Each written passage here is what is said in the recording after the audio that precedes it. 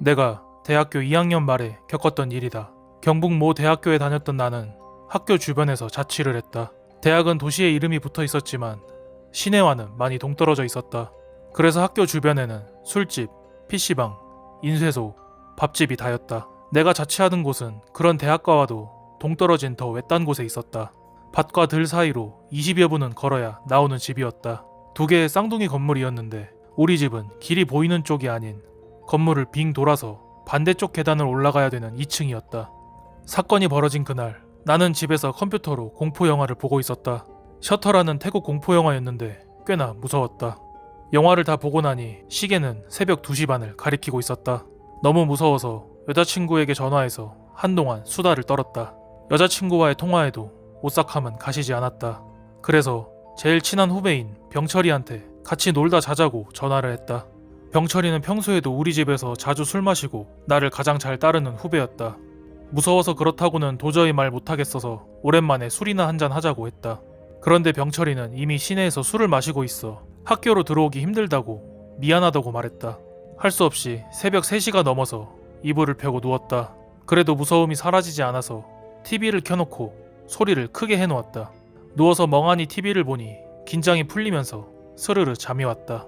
그런데 한 3시 반쯤 시계를 정확히 보지는 못했지만 벽에 걸린 시계의 시침이 3과 4 사이를 가리키고 있었던 걸로 기억한다. 갑자기 밖에서 문을 두드리는 소리가 났다. 거의 잠에 들 무렵이라 짜증이 난 나는 무시하려고 했다. 그런데 문을 두드리는 소리는 그치지 않았다. 화가 난 나는 벌떡 일어나 누구냐고 소리쳤다. 문 밖에서는 잠시 동안 정적이 흐르다가 목소리가 들려왔다. 형, 저 병철인데요. 아까 못 온다고 했던 후배놈이었다. 나는 왜 하필 잠들려고 하는 지금 오나 싶어서 문 쪽으로 가면서 소리쳤다. 야, 지금 몇 시인데 아까 안 오고 지금 와. 형, 저 병철인데요. 아, 안다고. 왜 지금 오냐고. 형, 저 병철인데요. 야, 나랑 장난하냐? 형, 저 병철인데요. 계속 같은 대답을 하는 후배에게 약이 오른 나는 실컷 갈궈줄 요량으로 얼른 문을 열려고 했다. 그런데 갑자기 왠지 모를 오한이 느껴졌다. 평소 같으면 그냥 문을 열어 제끼고 온갖 욕을 다 했을 나였지만 아까 본 무서운 영화가 자꾸 떠올랐다. 혹시나 하는 마음에 한 번 더 물었다. 야, 너 누구야? 형, 저 병철인데요. 순간 소름이 팍 돋았다. 사람이란 감정이 있다. 아무리 같은 말이라도 억양이 완전히 똑같을 수 없었다. 그런데 밖에서 들려오는 음성은 처음부터 끝까지 마치 녹음기를 반복적으로 틀어놓은 것 같았다. 나는 살며시 문에 귀를 가져다 댔다. 형, 저 병철인데요. 들으면 들을수록 이상했다. 문에 귀를 대고 소리를 들으면 가까이 있는 것 같긴 한데 바로 앞이 아닌 천장 부근에서 소리가 들려왔다. 겁이 난 나는 문이 잠겼는지 확실히 확인하고는 소리쳤다. 누군데 장난질이야. 안 꺼져? 그러자 이번엔 아무 소리도 안 들렸다. 그럼에도 나는 마음이 가라앉지 않아 문에 귀를 가까이 대고 소리를 들어봤다. 아무 소리도 안 들렸다.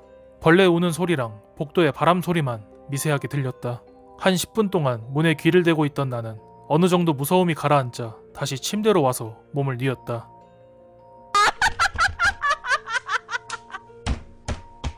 심장이 멈추는 줄 알았다.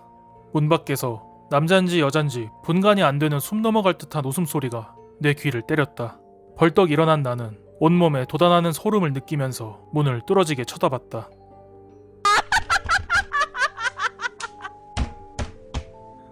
계속 들려왔다. 숨이 넘어갈 듯한 웃음소리. 나는 떨리는 손을 부여잡고 병철이에게 전화를 했다. 받지 않았다. 나는 문 밖에 네가 왔는데 네가 아닌 것 같다. 전화 좀 받아라. 10여 통의 문자를 계속 보냈다. 공포가 도를 넘으면 미친다고 했던가. 그때가 바로 그랬다. 어느 순간 나를 패닉으로 몰아가는 그 목소리가 미친 듯이 미었고 화가 솟구쳤다. 부엌 찬장을 부서질 듯 열고 평소 쓰던 식칼을 집어들고 문으로 달려갔다. 문을 벌컥 열었다. 복도엔 아무도 없었다. 나는 허공에 대고 미친 듯이 칼질을 하면서 있는 욕 없는 욕 다 퍼부었다.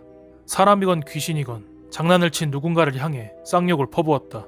한동안 그러고 있으니 갑자기 화가 사라지고 문득 다시 공포가 밀려왔다. 정신을 차리고 주위를 둘러봤다. 여전히 아무도 없었다. 나는 다시 방으로 들어와 문을 잠갔다. 그리고 칼을 손에 꼭 쥔 채 침대에 앉아서 현관문만 뚫어지게 쳐다봤다. 그것이 다시 올 거라는 두려움과 두려움을 떨쳐버리려고 하는 분노가 뒤섞였다. 그 상태로 날이 밝았지만 잠은 오지 않았다. 시계를 보니 아침 8시가 넘어가고 있었다. 슬슬 긴장이 풀리던 그때 문 밖에서 남자의 비명소리가 들려왔다. 병철이의 목소리였다. 그런데 왠지 새벽녘에 문을 두드리며 말하던 그 목소리와 뭔가가 달랐다. 이건 사람이라는 생각이 강하게 들었다. 칼을 들고 달려나가 문을 열었다. 2층 복도 끝에서 병철이가 주저앉아 있었다. 순간 눈물이 날 만큼 반가웠다. 반가웠지만 왠지 화가 나서 욕부터 했다. 그러자 멍하게 주저앉아 있던 병철이가 갑자기 나를 끌고 건물 밖으로 벗어나기 시작했다. 덩치가 나보다 컸기에 속절없이 밖으로 끌려 나왔다. 나는 환한 햇빛을 보고는 완전히 긴장이 풀려 자리에 주저앉아 버렸다. 자기도 지쳤는지 병철이도 내 옆에 털썩 주저앉아 내게 말했다. 형, 자취방 당장 바꿔요. 야, 왜 그래? 뭘 봤는데? 병철이는 보채는 내 목소리에 하얗게 질린 얼굴로 이야기를 들려줬다. 내가 전화를 건 새벽, 병철이는 찜질방에서 자고 있었다.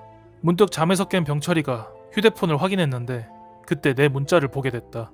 병철이는 바로 내게 전화를 했지만 받지 않았다고 한다. 걱정이 된 병철이는 곧장 첫 차를 타고 내 자취방으로 향했다. 그런데 건물 마당에 들어선 병철이가 건물을 보고는 엄청 놀랐다고 한다. 마당 쪽으로 난 내 방 창문이 빨갛게 칠해져 있었다고 한다. 마치 피를 뒤집어 쓴 것처럼 말이다. 놀란 병철이는 2층으로 뛰어 올라왔고 거기서 봤다고 한다. 복도 천장에 매달려 있는 목을. 병철이는 비명을 지르며 주저앉았고 얼마 뒤 내가 뛰쳐나왔다. 그리고 욕을 하며 다가오는 내 어깨 뒤로 그 목이 스르르 움직여 집 안으로 들어가는 것을 봤다고 한다. 그 모습을 본 병철이는 말없이 곧장 나를 밖으로 끌고 나왔다. 그 말을 들은 나는 겁에 질려 병철이 자취방으로 들어갔고 한동안 내 방 근처엔 얼씬도 하지 않았다. 병철이도 무섭다며 내가 같이 있는 걸 꽤나 반겼다. 그렇게 한 달을 살다가 새로운 방을 계약했다. 그리고 친구들과 함께 짐을 챙기고 방을 빼기 위해 다시 그 집으로 향했다. 집 안은 내가 뛰쳐나오기 전 그 모습 그대로였다. 불이 나게 짐을 싸고 도망치듯 나왔다. 그때 그건 뭐였을까? 아직도 생각하면 소름이 돋지만 궁금증은 여전히 내 머릿속에 자리 잡고 있다.